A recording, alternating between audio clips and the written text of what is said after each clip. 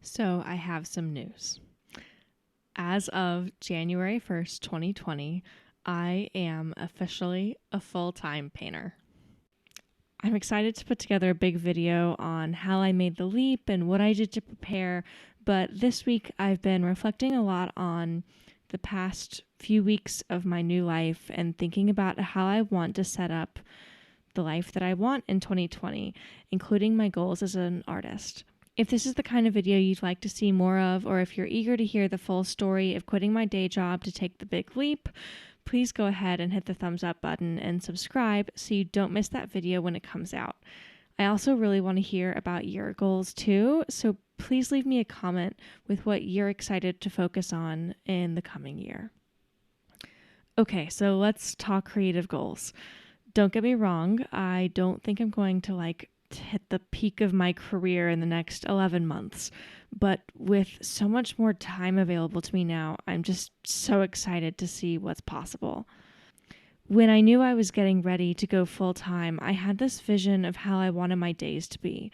I wanted to wake up early, journal, cook myself a nice breakfast, and have quiet time to just wake up and get ready to paint. And I did. What I wasn't prepared for, though, was just how much time this can apparently fill. I could easily wake up, start my routine, and 4 hours later, I'd be ready to paint, only to be hungry for lunch. And on the other end of that, now that I have my business to focus on and I can dedicate basically all of my bandwidth to that, it's surprisingly easy to just keep working all the time. So maybe I don't start painting until noon, but between painting and making videos and corresponding with clients, I'll be up till 2 a.m. And suddenly all of my efforts to become a morning person have been thrown out with the bathwater.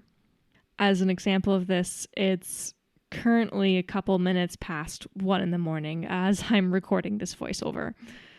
So my first goal of 2020 is to solidify a morning and evening routine that recharges me and doesn't eat up my whole day. And yes, the evening routine does involve a time when I need to stop working.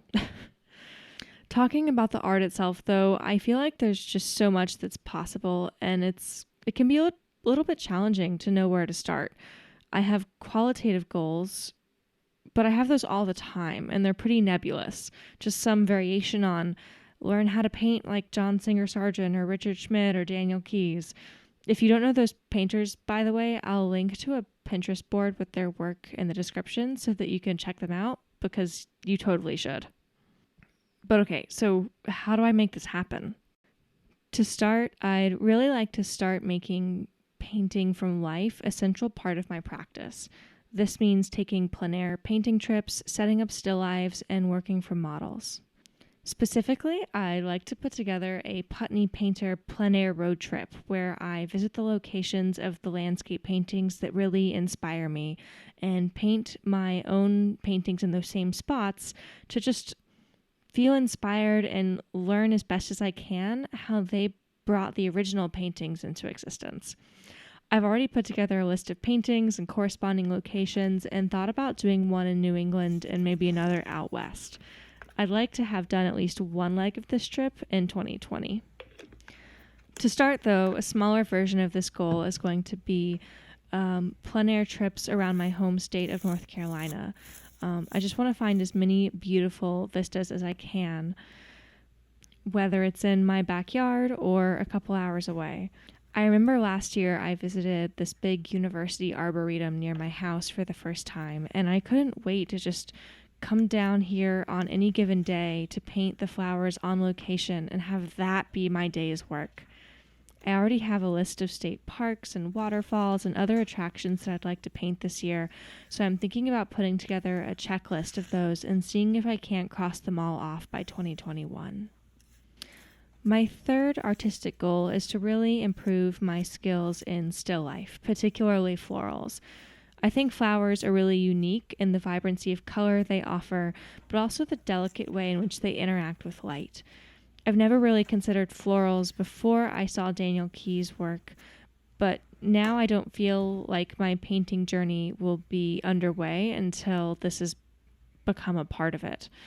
Toward that goal, I actually have a giant 3 by 4 foot floral still life painting that I'm using to kick off my year. And after it's done, I'd like to make still life a weekly part of my routine to build on that momentum.